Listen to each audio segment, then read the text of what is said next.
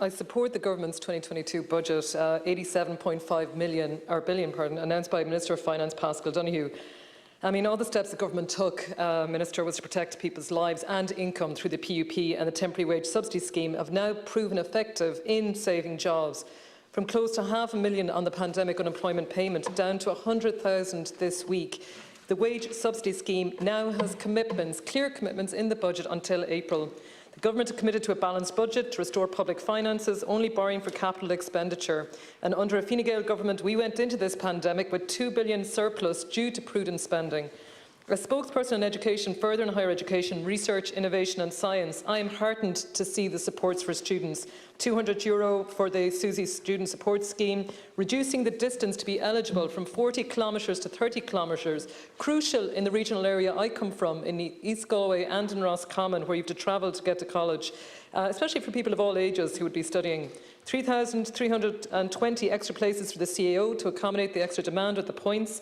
And for our universities, it's vital. We have a clear policy and a strategy on future funding. We also have our new technological universities, both Thus Midlands in Athlone and Limerick, only recently opened, as well as the Connacht Ulster Alliance, and that's GMIT, Sligo IT and Letterkenny, and again, that's under review. There are a wide range of opportunities, as we know, from traditional routes into college, but then people can also earn and learn. Another way to get into college, get your qualification, get your degree or your PhD through an apprenticeship. There's also the focus on skills development and an increase through SkillsNet and Skills to Advance. I am an advocate within Fine Gael to increase our spend in R&D as a percentage of GDP, to support research as a way to meet the challenges ahead of us as we move out of the pandemic. We know how research has been integral to us surviving this virus. It was researchers who developed the vaccine, who brought that to us, who accelerated the clinical trials that had never been done before. The speed of that and what was done in this year and past 18 months was incredible, incredible in scientific terms. We now know how important it is to support our researchers in the arts, in science and engineering and medicine. It's how we've embedded our multinationals in Ireland, and it's even more crucial now that more than ever, considering the corporation tax. Science Foundation Ireland are currently doing roadshows around the country. Researchers no longer, behind high walls in colleges. Researchers out there in the community. Science Foundation Ireland are rolling out a roadshow that's going to be visiting every county in Ireland between now and the 25th of October 2021. In Ballinasloe, they'll be there on the 22nd of October. Members of the public, come up to the roadshow, have a chat, tell them what you want to see. What should Ireland be investing in research for the future? Our researchers and labs at third level as well are developing solutions. The Disruptive and Innovative Technologies Fund, delighted to see funding for that, Minister. There was a total of 29 projects successful under the DTIF this year. They will share 95 million over the next 3 years. It was announced by Tánaiste Leo Varadkar, Minister Simon Harris and Minister Robert Troy. Those areas cover life sciences, medtech, ICT, artificial intelligence, manufacturing and environmental sustainability.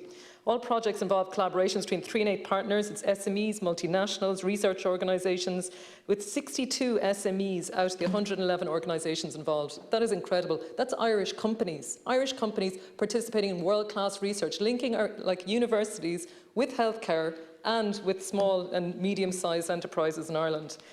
You're seeing things like regenerative treatment for knee osteoarthritis, hydrogel-based therapeutics.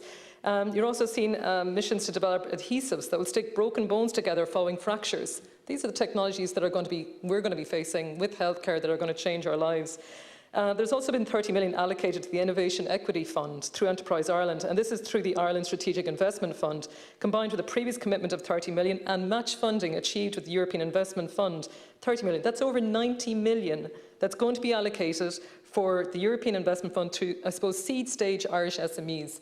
They come out of campus spin-ups. How do they get the investment to go ahead? They're high risk. They're at that stage that they have to develop. This is where this fund is crucial. 90 million. The government have said we are going to support Irish startups and campus startups, and that's what I back. This fund is going to promote regional development. It's going to build on the links with technological universities in every region and in every town around Ireland. It's going to support female entrepreneurship and climate change. And it's timely in the West because we can see in Galway the innovation triangle of top global companies in medtech working with universities like NUI Galway, working with companies, working with the Sales University Healthcare Group and NUI Galway University.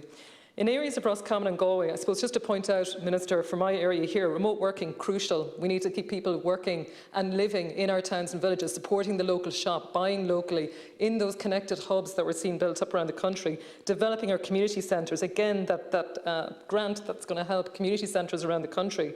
We're also seeing an increase in leader funding, rural regeneration and grants for community centres.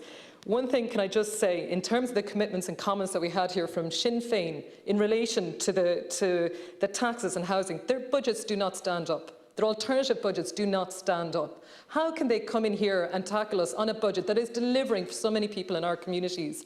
All I can say is that the housing budget in 2022 will be over 3.7 billion. As a renter myself, this is the largest budget ever allocated to housing. I know there was a moratorium put in place for renters this year. I know there's legislation coming through for renters this year. And I know that as a renter, I am delighted to say, and as somebody from a small farm in the west of Ireland, that Fine Gael represents every town and village and county in this country. And I'm very proud to be part of Fine Gael, and it is not a party for people that come up with budgets that do not stand scrutiny. Okay.